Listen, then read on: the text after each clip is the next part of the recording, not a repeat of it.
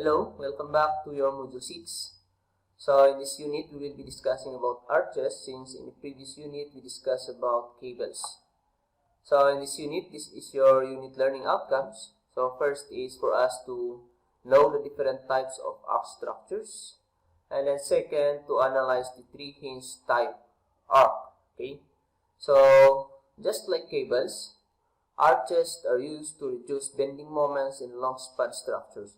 So as we discussed earlier on Unit 1, wherein that is about cables, if we talk about long span structure, for example, bridges, okay, it is not enough for us to support this long span by merely beams and slabs or decks.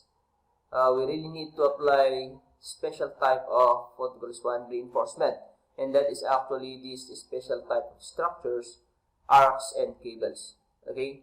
So this helps reduce these are types of structures specialized in what we call supporting long span structures.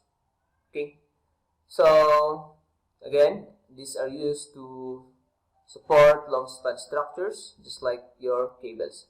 And an arc acts as an inverted cable, so it receives its load mainly in compression, although because of its rigidity, it must resist some bending and shear depending upon how it is loaded and shaped.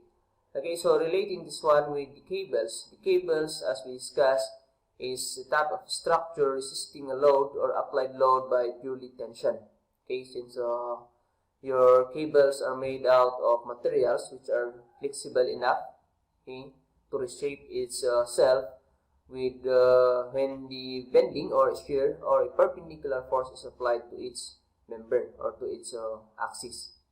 So that is cable. It will support the load applied to it by plainly or by purely tension. Okay. However, here in this arches, that is the opposite. Since in these arches, this will now mainly support its load by compression. But because of its rigidity, okay, we will explain later on why is it rigid. Okay, because of its rigidity, it must resist some of the bending and shear. Okay, depending upon how it is loaded. So depends on how it is loaded and depends also on how it is shaped. Because if you say arc, it doesn't mean that there is only a single type of figure or that is just a part of a single figure. Okay, it could be a circular arc, or it could be a parabolic arc, or it could be a different shaped arc. Okay, so several types of this structure can be constructed depending on the material used and the orientation of supports, which makes each type behave differently from each other. So okay, so that depends on what type of material we are going to use. So as you can see in these examples, actual examples of arches, as you can see, this might be this is possibly a combination of steel and concrete, or that is a precast, or that is a pre-stressed concrete. Okay, so it is still a concrete or steel. So if you say concrete or steel, they behave rigid, okay, as a rigid material.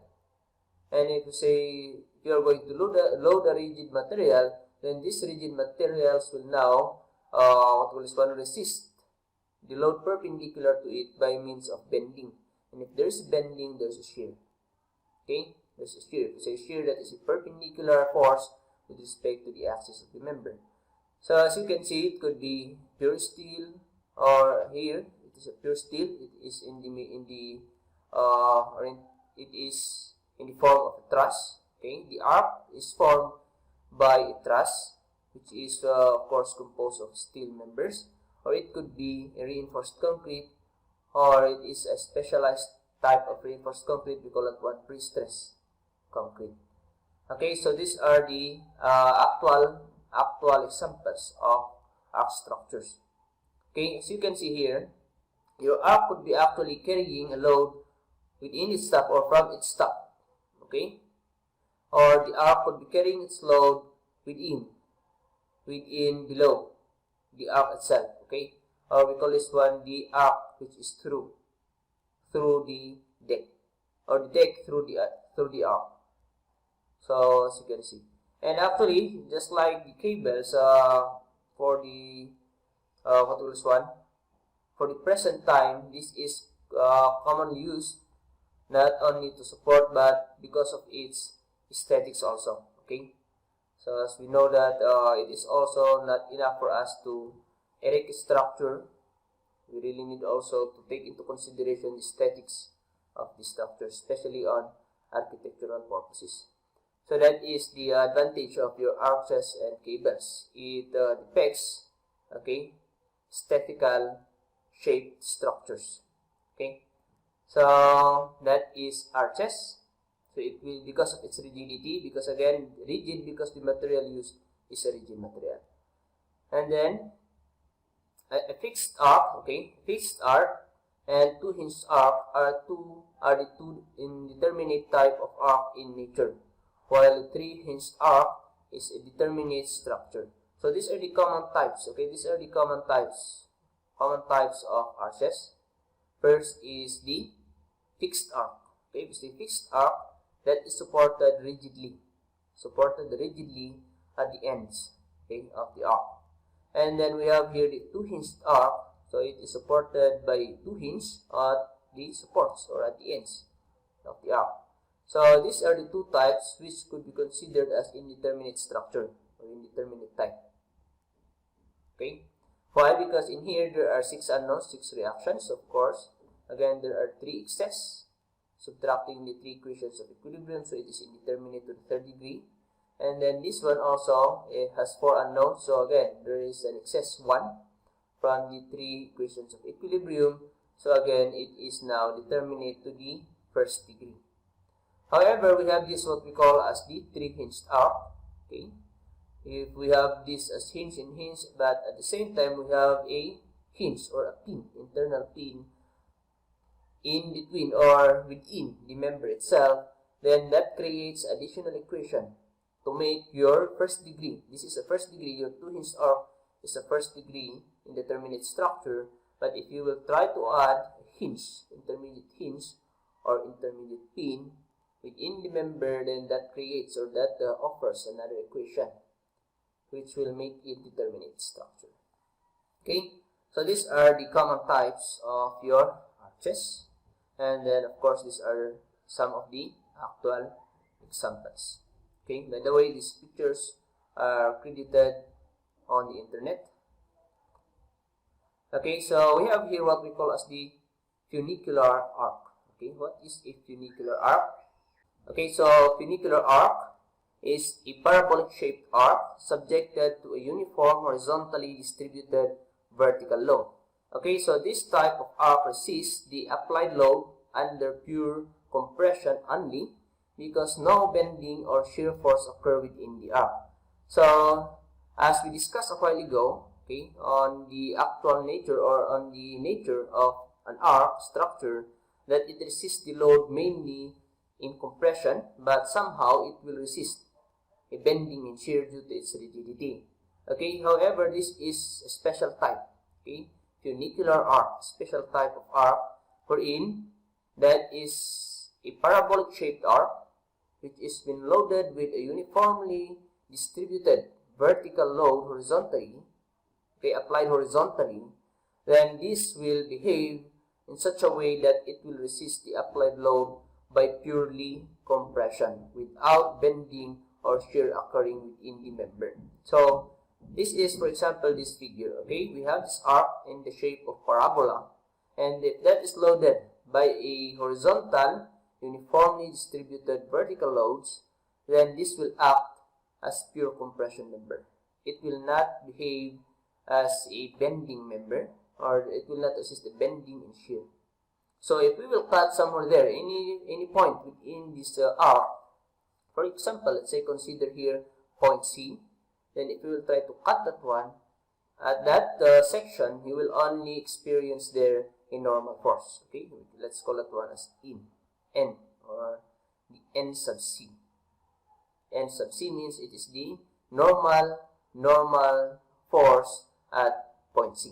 Okay, so let's say I will cut that one at O, then that will only have also a perpendicular to the cut section.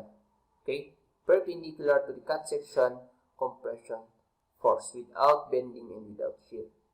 So that is the funicular arc. Okay, Later on, we really need to understand how the geometry of this funicular arc is applied, or how the geometry of this is considered. Because in funicular arc, we should always consider that, or that is only a funicular arc if your parabolic curve is actually a spandrel. If you say spandrel, the vertex is on the highest point. Okay? Wherein, if we will try to trace the curve, that is just a single equation of parabola. And again, the vertex is located on the highest point. So that is spandrel type of parabola. Okay, parabolic curve, I mean. Okay, since later on we will end up also with some type of arc wherein you have this as parabolic shape, and we have also this as parabolic shape, but that endpoints is not the vertex. What does that mean? Okay, if I will try to cut this one, let's say I will cut that one at the highest point. This is a parabolic curve, yes, that is a parabolic curve, but that is just actually a part of the parabolic curve, wherein if we will try to connect, this is not their vertex. Okay, so for example, I will try to cut this one. I will try to cut somewhere here. I will try to cut somewhere there, and I will try to join this part and this part. That will still be parabolic arc. It is still called as parabolic arc. And if I will connect that one, that will create a parabolic shape. I mean, an arc shape.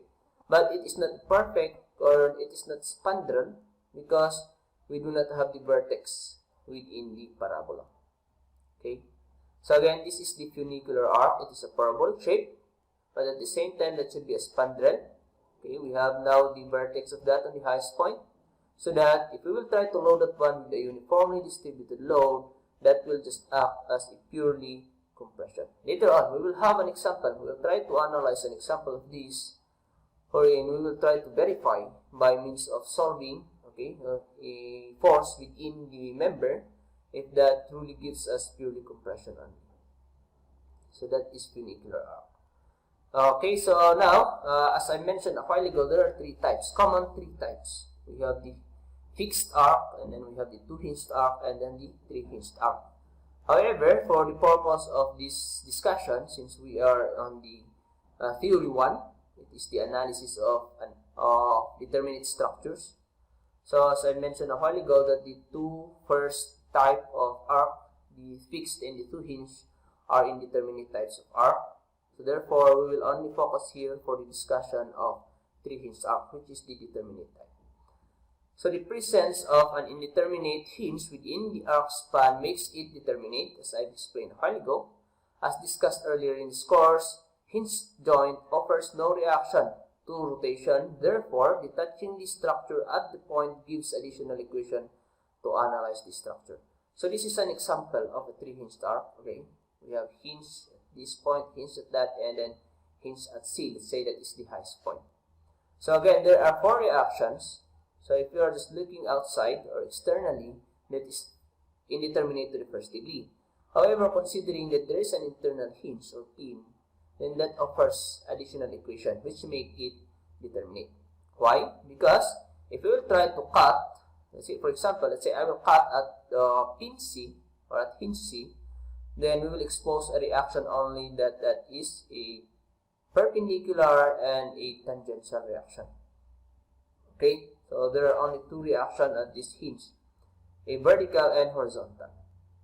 Okay, again, because at a hinge support or at a hinge point, it will offer no reaction to rotation. There is no bending reaction or moment reaction.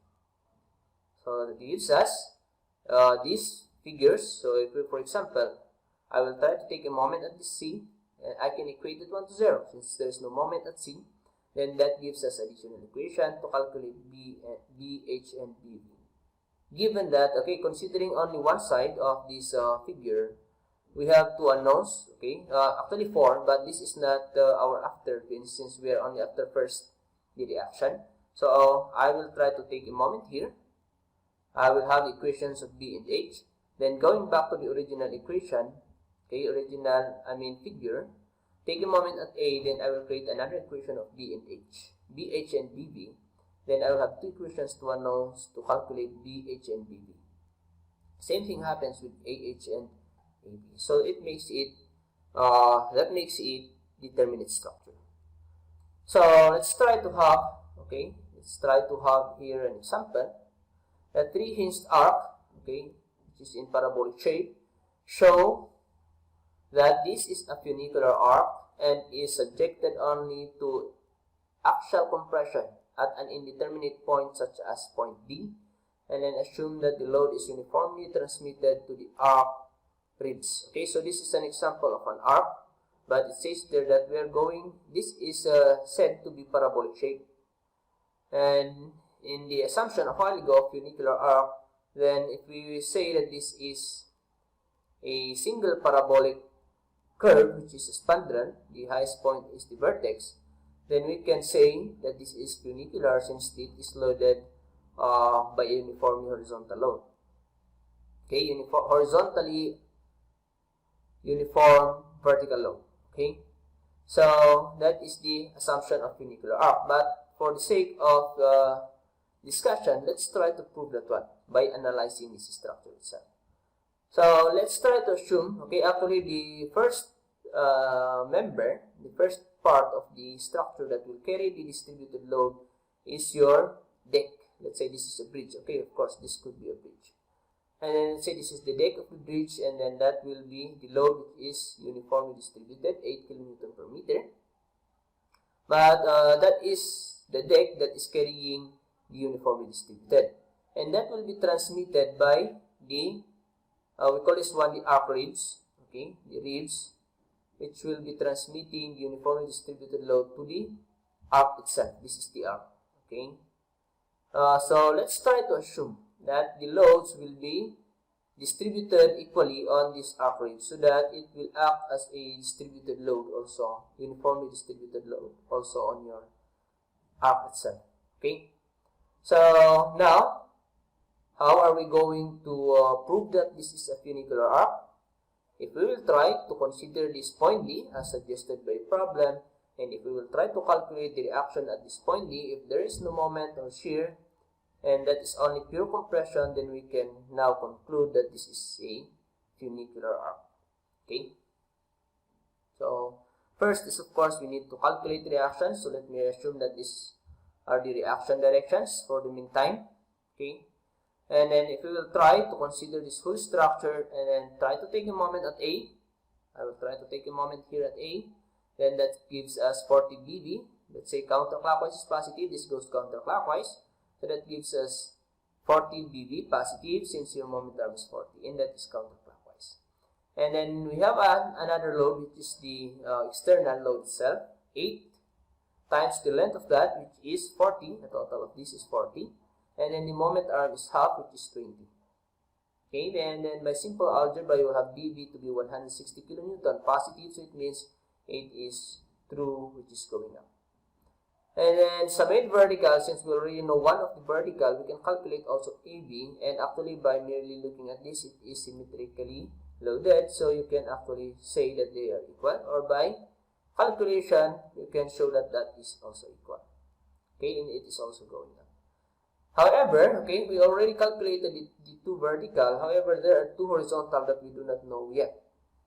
And you cannot calculate these two by considering this whole structure, because again, it is indeterminate externally. So what will I do? Since we have there a pin at C, I will detach that one at joint C, and let's say considers this left side. If you want, you can consider the right side, no problem with that.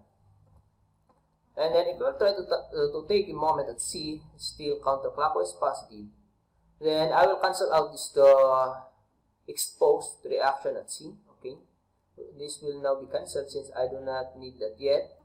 So if I want to take a moment here, then you will have the moment of BV and VH. Okay, so counterclockwise positive, this will go counterclockwise, that goes counterclockwise, and moment arm of this is 10, and moment arm of that is 20, so they are both positive.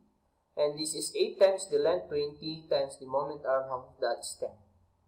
So simple algebra, substitute our BV since we know that one, 160, and that gives us a negative 160 for VH. Negatives, which means that our initial assumption of direction is wrong. So So that is just going the opposite, so that should be going to the left. Then actually, we do not need to calculate this AH since there is no other external load, horizontal external load that will affect. So automatically, if this is going to the left, which is 160, then that should resist this as going to the right, which is also 160. So later on, we will check the directions. So in this next slide, I already corrected the direction of PH, so that is going to the left. So I will not be carrying the negative sign. So now, let's say, okay, let's try to assume that this is a spandrel.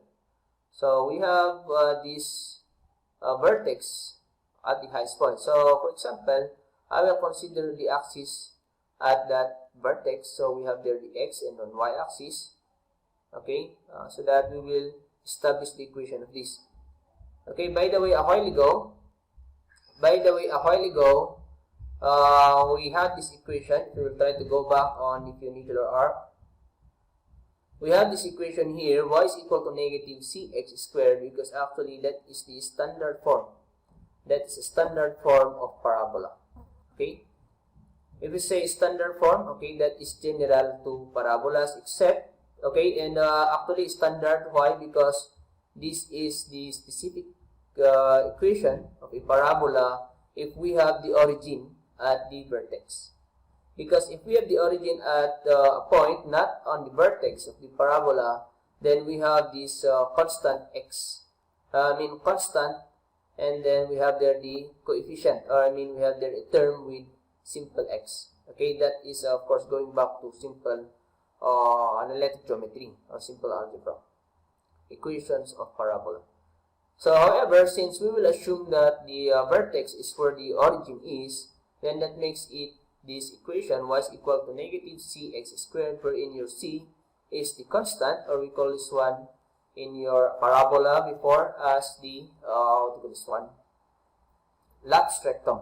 Okay, latus rectum. This constant here, the negative c, dictates, or the latus rectum dictates the direction and the what do you call this one, in the size of the parabola. Okay, the latus rectum. So going back to our problem, so therefore we have this equation here, equation of the parabola, which is standard form, assuming that your origin is at the vertex. So we have there y is equal to negative cx squared. Why is it negative? By the way, you have there a positive or negative. In this equation, x is squared, since of course we are opening vertically. Okay, at a single value of y, we have two values of x, that is the curve. So x is squared instead of y. And why is it a negative? The latus rectum is negative. Why is it negative? Because, again, going back to the equations of parabola in your analytic geometry, a parabola opening downward is a negative value of the latus rectum. So again, the negative dictates the opening. So if that is a positive, then that will now be opening upward. Okay? So therefore, we will be using here a negative cx squared. So that is our general or standard equation of parabola for this certain type. Okay? And then first is we need to know the exact equation. So we need to calculate that constant c, or this latus rectum c. So if we only know a point on the parabola, substitute that one then as values of x and y, then we will calculate c. And what we know here is at point B. If this is your origin at point C, and this is the parabola, point B is a part of the parabola, so I can take that one as a point, as a boundary point, to calculate that constant c. So we know that from that point C, from the origin, this 10 here is your y, and then this x here is actually your, what do you call this one? This is your, this is your y, and then this is your x. Okay? This is your y, and then this is your x. So that is your y, and this is your x. So all we need to do is substitute x to be 20, and that will be squared, and then substitute y to be 10, and then that will be our equation to calculate c, and then c will therefore give us this negative 1 over 14. By the way, why we will not consider the sign convention, positive x, positive y, and then negative x, negative y? Because I already considered the shape, the opening of the parabola. which is negative. So we dictated that is going down. But if you consider that as only positive C, and then it's up to you to calculate the sign later on by substituting, considering the sign convention of x and y. But for us, since I already directed that to be going downward due to that negative, then all I need to do is actually substitute the values of x and y. Okay? That is our latus rectum, or C, 1 over 14. So substituting that one to the standard equation of parabola, you will have this equation of this specific parabolic curve or parabolic arc. Then, if we will now have this equation, first is we need to locate your point D, okay, since that is where we want to analyze the arc. So we will try to cut somewhere there at point D later on, so we really need to locate that one. So we already know that that is a 10 meter, okay, that is the middle of point C and D, it's 10 meters. But we need to calculate the y of that, the vertical distance from C. So, at x equals 10, from the origin at x equals 10, substitute that one to the equation which we derived, and then x is 10, and then that will make it negative 2.5. Okay, negative in such a way that your y is going down. Okay, so that is the location of our point D from the vertex, which is your point C. And then later on also, since we going back to that, since a while ago we discussed that the only force acting on a funicular arc, the only member force or internal force acting on a funicular arc is a perpendicular or a normal force to the section or to the cut section. So later on, this is an inclined. This is an inclined force, so we really need to know the slope of that for us to calculate this one. So we really need also to calculate the slope at that point. Okay, we really need to calculate the slope at this point, point D. So how will I know the slope at this point? Okay, how will I know the slope at this point? Going back to calculus, you discuss that the slope of any curve is the first derivative of y with respect to x, or that is the y prime, or that is dy dx. First derivative of the equation or the function y with respect to x. So that is actually from the calculus. So that is the slope at any point. At any point, that is the slope, first derivative. Okay. So this is your equation. If I were to take, okay, let's say slope is the m. I will to take the first derivative of this, then that gives us dy dx, or this will be y prime, it's up to you. Let's say this is dy dx, and then differentiate this side with respect to x, that will be, our formula, 2 will go down, it will become 2x all over 40, and we have there negative, and of course you can simplify this one into a negative x over 20. So this is the slope equation. So at any point, if you only know the distance x from the vertex of that curve, then all you need to do is to substitute that value of x, then you will end up with the slope value at that point. So we have that point D at a distance x of 10, so substitute that x to be there, to be 10, and then you will simplify now the slope to be negative 1/2. Okay, by the way, there are two ways for you to define the slope at the point, by means of an angle with respect to horizontal, or if you want with respect to vertical. But since we ended up here with an exact value, which is a negative 1/2 and a fraction, I'd rather want to use the slope triangle. The slope triangle that we are using before. So, okay, by the way, later on we will be needing this. So I want to calculate the CH and CD. So if I were to take vertical summation in this figure, your BB is equal to, your CB is equal to, okay, the value of this, subtract your BB, or actually by doing the algebra of that, you will have this equally to be 0, because your BB is 160, and then the combination of this, or the resultant of that, is also 160. So that gives us no vertical reaction at C. And then summate horizontal, there are no other horizontal, so automatically your CH is equal to your CB, your BB. BB is 160 to the left, so CB is to the right 160. So, we will now try to cut at exactly point D. So, it's up to you what you are going to consider. If you want to cut and consider the side, or if you want, you can go back to the entire figure. You can cut at point D, consider this complete left side, or consider this complete right side. But for simplicity of the solution, I want to consider this. Since we have a single force here, I want to consider from segment C to D. I will cut. Don't worry about that since we already incorporated all the results of the reactions by means of these internal forces. Okay? So you have a CH which we calculated as 160 and we do not have vertical there, so I can erase that vertical. CB. Okay, and then we know since we discussed a while ago that if that is a true funicular arc, it should only offer a pure compression reaction internally. So let's say that we have only a normal force, ND, okay, normal force at D. So what is the slope of that? We calculated that the slope is negative 1/2. Why is it negative? Because actually, the slope at point D, if I will try to draw a line at point D, tangent at point D, it is going down, so it is a negative. Okay, slope, negative is going down from left to right. However, what matters here is the slope, which is 1/2. And we know that the slope from your analytic geometry also is a rise over run. Rise over run. So if I will create the right triangle for that, we have the rise, which is 1, and then the run to be 2. Okay? Therefore, completing the slope triangle is by Pythagorean theorem. Get the square and square of 1 and 2, that will be 4 and 1, and then add this one is 5, get the square root of 5, then that is the hypotenuse. So now, if I want to calculate your ND, since this is the only unknown, we already know your CH. Summate vertical, you can actually calculate this one right away, or summate horizontal, you can also calculate this one right away. So it's either horizontal or vertical, you can calculate ND.